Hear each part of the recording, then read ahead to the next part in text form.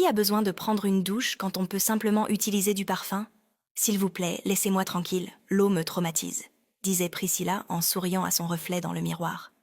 C'était la phrase que Priscilla utilisait chaque fois qu'elle passait plusieurs jours sans se laver. Au premier regard, Priscilla était la perfection incarnée. Elle était jeune, belle, et travaillait dans une banque de microfinance, où elle donnait l'image d'une femme qui avait tout sous contrôle. Chaque matin, elle sortait impeccablement habillée, parfumée de senteurs coûteuses, avec des perruques toujours parfaitement posées. Une semaine, c'était du bone straight, la suivante des boucles douces, une autre semaine, un carré audacieux. Priscilla croyait fermement en une chose. Les gens te jugent sur ce qu'ils voient en premier. Et elle s'assurait que ce qu'ils voyaient soit irréprochable. Pour ses collègues, elle était la clean babe, celle qui avait toujours l'air fraîche, celle qui ne répétait presque jamais ses tenues, celle qui sentait le luxe. Mais ce que personne ne savait, c'était la vérité qu'elle enfermait derrière la porte de son appartement. La maison de Priscilla racontait une toute autre histoire. Dès que l'on y entrait, on avait l'impression de pénétrer sur un champ de bataille après la guerre. Des vêtements étaient éparpillés partout, sur le sol, sur les chaises, même sur le lit. Des emballages de plats à emporter datant de 2 semaines étaient silencieusement posés dans les coins, comme s'ils attendaient qu'on se souvienne d'eux. Sa poubelle était pleine depuis des mois, mais elle passait devant chaque jour comme si elle n'existait pas. Elle était trop avare pour payer quelqu'un afin de nettoyer ce désordre. Alors elle avait appris à cohabiter avec la saleté. Les cafards se promenaient librement sur les murs, audacieux et sans peur, se déplaçant comme s'ils payaient le loyer. Les rats aussi étaient des visiteurs réguliers, se servant des restes de nourriture comme de loyaux colocataires. La nuit, on pouvait les entendre gratter et courir, mais Priscilla s'était habituée à ces bruits.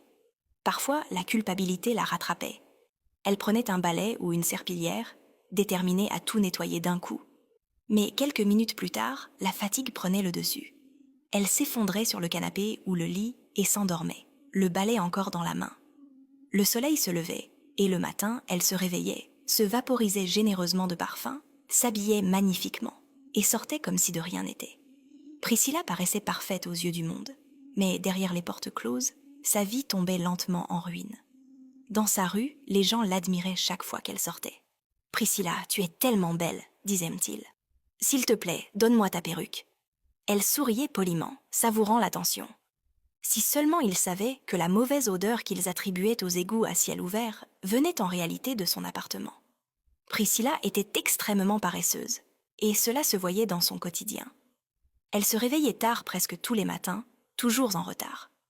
Parfois, elle se précipitait dans la salle de bain pour une douche de 30 secondes. La plupart du temps, elle ne se donnait même pas la peine. Elle enfilait simplement une robe propre, se maquillait et se vaporisait tellement de parfum qu'on pouvait le sentir depuis la cage d'escalier. Puis, elle se dépêchait de sortir pour attraper un taxi. Elle arrivait souvent au travail après 10 heures. Son manager fronçait les sourcils à chaque fois. Des plaintes étaient déposées. Des avertissements étaient donnés. Mais Priscilla ne changeait jamais.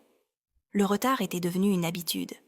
Après le travail, elle allait toujours dans un fast-food pour dîner, car cuisiner n'était jamais une option. Soit Priscilla n'aimait pas cuisiner, soit elle ne savait tout simplement pas comment faire.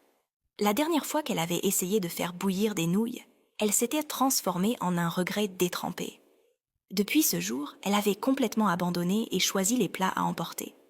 Après avoir mangé, les emballages vides étaient jetés par terre, où ils restaient pendant des semaines, parfois des mois, comme s'ils avaient décidé d'y vieillir. La paresse de Priscilla n'avait pas commencé à l'âge adulte. Elle remontait à son enfance. Elle était la benjamine d'une fratrie de 3 enfants, et dès l'adolescence, elle refusait de faire les tâches ménagères. Les matins où elle se réveillait en voyant des piles d'assiettes sales, elle fronçait les sourcils et marmonnait « Qui va laver toutes ces assiettes pour eux ?» Puis son numéro commençait. Elle faisait bouillir de l'eau chaude, y trempait une serviette et la posait sur son front. Ensuite, elle retournait discrètement dans sa chambre, se couvrait d'une couverture et faisait semblant d'être malade.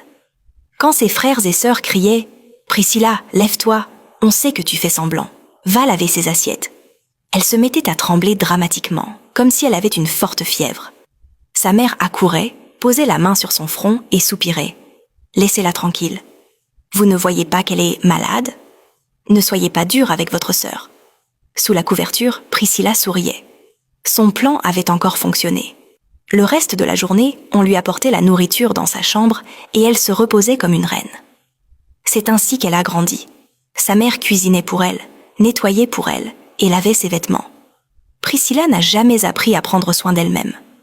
Même lorsqu'elle a décidé de prendre son propre appartement, sa mère était inquiète. « Prissy, tu es sûre de pouvoir t'occuper de toi ?» Priscilla a hoché la tête avec assurance.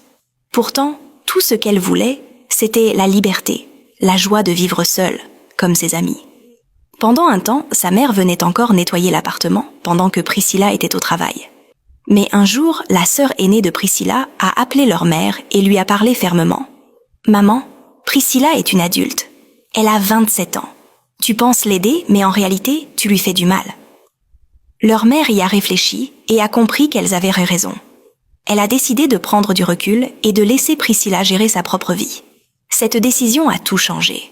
Sans l'aide de sa mère, l'appartement de Priscilla s'est lentement transformé en ce qu'on ne pouvait décrire que comme un petit dépôt d'égout.